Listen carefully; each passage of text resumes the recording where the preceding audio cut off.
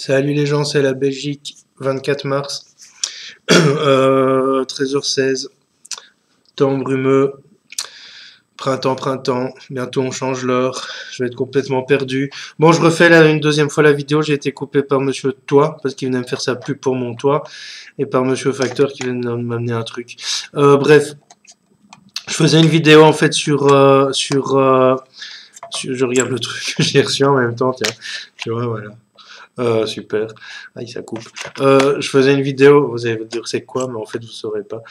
Je faisais une vidéo sur les attentats de Bruxelles et en fait c'est la deuxième que je fais parce que j'ai été coupé. Que vous voulez que je vous dise, hein, je n'ai pas envie de dire qu'on est tous responsables, mais fondamentalement, en fait, c'est le résultat d'une politique laxiste et en fait qui va nous amener à ça de plus en plus fréquemment. Alors Bruxelles, Paris, Mali, Ankara, Tunis, même combat, hein, partout, hein, Côte d'Ivoire, Yémen, on parle pas de tout ça. Congo, Yémen, tous les morts qu'il y a à longueur de journée, 30 morts à Bruxelles, bon, c'est dramatique, certes, 130 morts à Paris, c'est dramatique. C'est quelque chose que d'autres personnes vivent de manière constante en fait, hein, donc j'ai envie de vous dire, oui, c'est le résultat d'une politique laxiste dont la plupart d'entre nous sommes responsables parce qu'on a voté PS, parce qu'on a voté toujours pour les mêmes gueules aussi, hein, finalement. Parce que si en France vous avez la chance d'avoir un gouvernement relativement varié, même s'ils ont tous de leur j'ai envie de dire leur politique, s'ils ont tous leur politique qui se rejoignent, s'ils ont à peu près tous, j'ai envie de dire leur dessous de table et leur machin, leur corruption. En Belgique, en fait, c'est toujours les mêmes gueules qu'on voit au pouvoir. Alors, une fois t'es ministre de l'Éducation, une fois t'es ministre de l'Enseignement, une fois t'es ministre des Affaires étrangères, une fois t'es ministre de l'Intérieur, mais bon, je veux dire, t'as pas les compétences pour être ministre de tout non plus, quoi, hein. Alors, quand je vois franchement comment ça se passe ici, après chaque élection, le ministre de l'Intérieur devient ministre de l'Enseignement, et puis il deviendra ministre de ceci, et puis il deviendra ministre de cela, et en fait, ça ne change jamais, c'est toujours les mêmes. Et en fait, tant que ces gens seront au pouvoir et tant qu'on sera le siège de l'Europe aussi, ne l'oublions pas, qu'est-ce qui se passe? Il se passe que, ouais, on sera ciblé, on sera visé. Alors, qu'est-ce que je peux vous dire? Je mets de l'essence dans ma bagnole, je suis responsable, j'ai un compte en banque, je suis responsable, je vote. Je votais parce qu'en fait j'ai arrêté de voter. Si je vais sur place, mais je vote pas parce que si on vote pas en Belgique, on a des amendes de plus en plus lourdes, hein, c'est de la démocratie.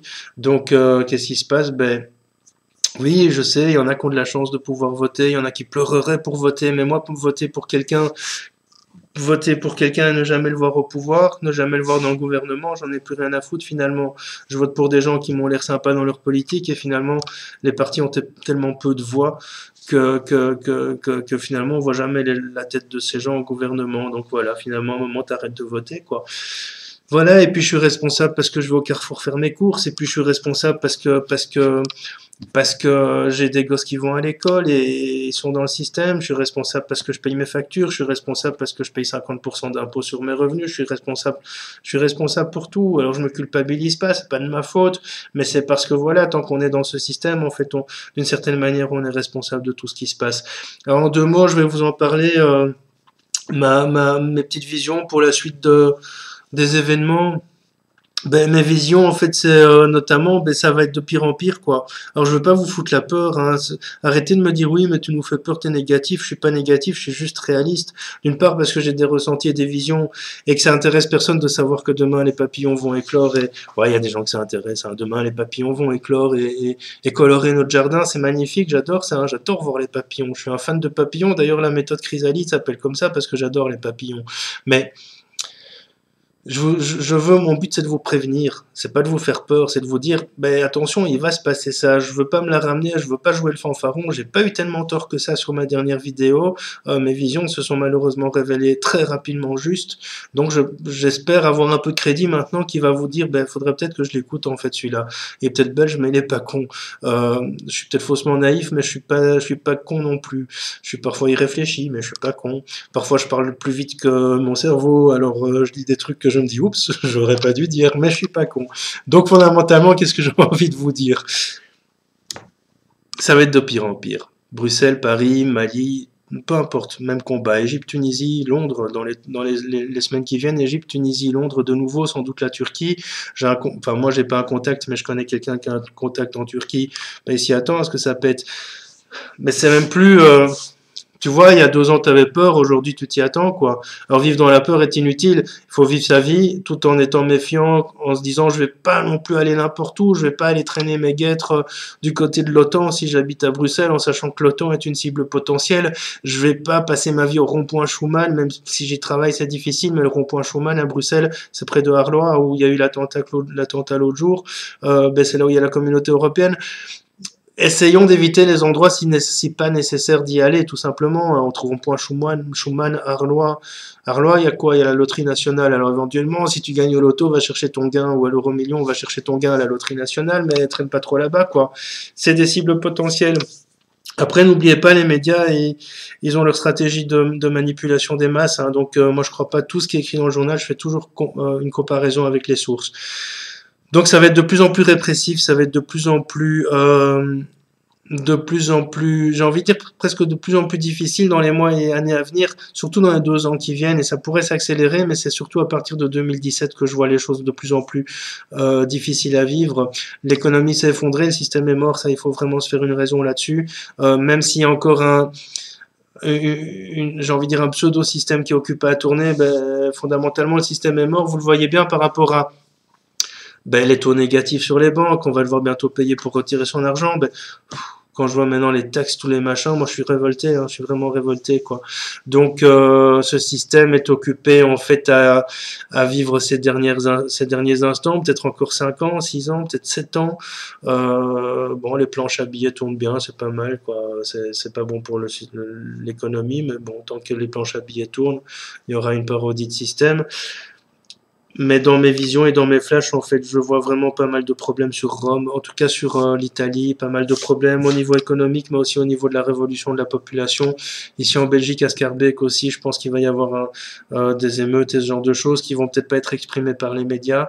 Schaerbeek, Molenbeek, il risque d'y avoir des émeutes dans les semaines et les années et les mois à venir, pardon. L'Italie va être touchée, je disais Égypte, Tunisie, Turquie d'office, mais à mon avis, il va y avoir pas mal de choses qui vont se passer entre la Russie et la Turquie dans les mois à venir aussi. Je dis à mon avis parce que c'est difficile quand tu as des flashs ou des rêves, tu as des symboliques, hein, tu vois, tu pas forcément un drapeau, hein, tu as des symboliques et puis tu essaies de les mettre en place et de les analyser avec les informations que tu as en ta possession.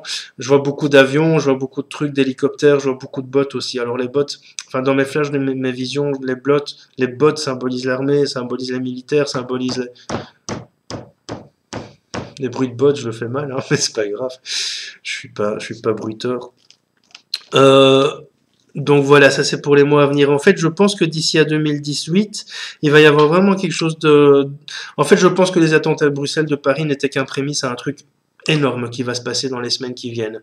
Les semaines, je citerai entre 6 à 18-20 semaines plus ou moins, d'ici à l'été en fait. Peut-être un peu de retard, la date n'est pas toujours facile à donner, mais je pense que c'était que les prémices à quelque chose de vraiment énorme qui va se produire dans les... Et puis ça va s'apaiser complètement pendant quelques mois, où on aura le sentiment en fait de pouvoir reprendre notre souffle.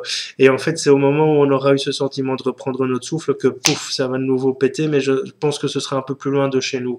Mais ça va avoir un impact direct chez nous, surtout sur les approvisionnements, nourriture, etc., etc.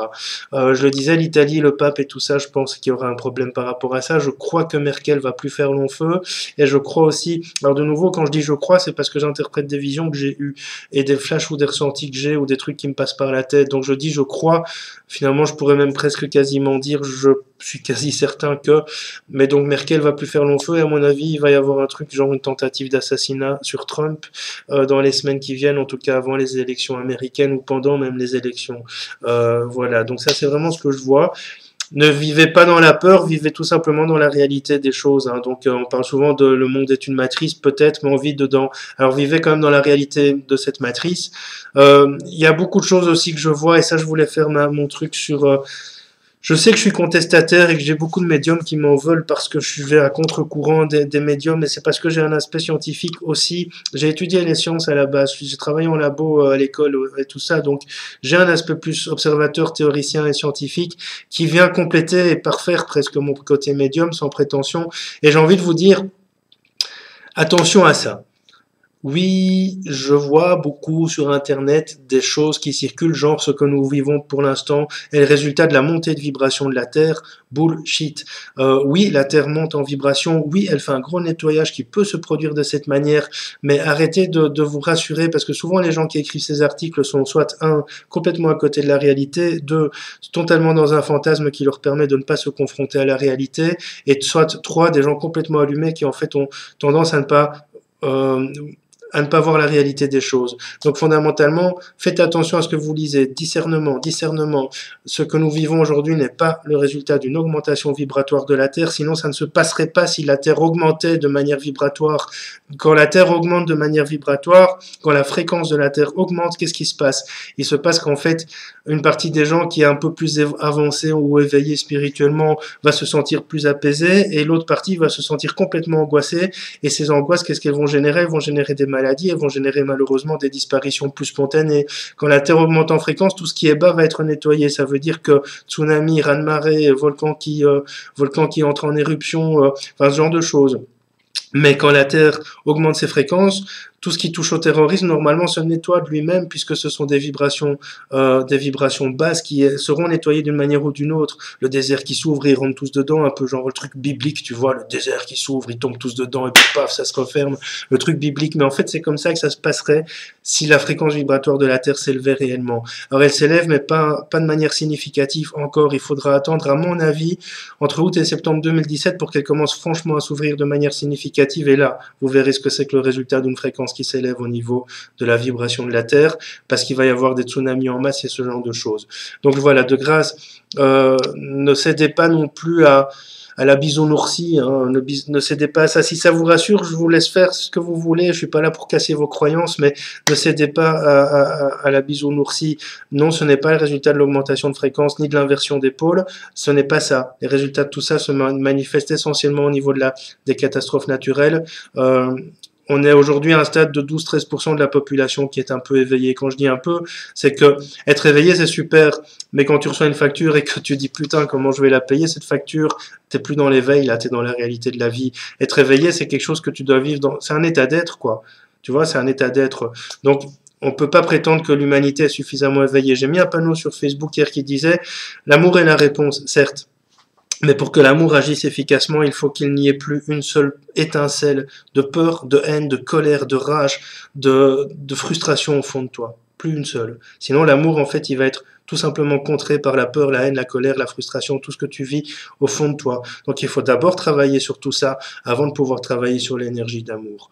À bientôt et partagez les vidéos. Je le dis jamais en fait, mais vous pouvez le faire. Hein. Je fais aussi des vidéos pour essayer de transmettre mes messages, mes informations au plus grand nombre. Alors n'hésitez pas à partager quoi. Je vais un peu vite parce que j'attends quelqu'un et puis voilà, je voulais le faire maintenant tant que mes idées étaient là. Mais donc à bientôt. Prenez soin de vous. Salut la Belgique. Salut.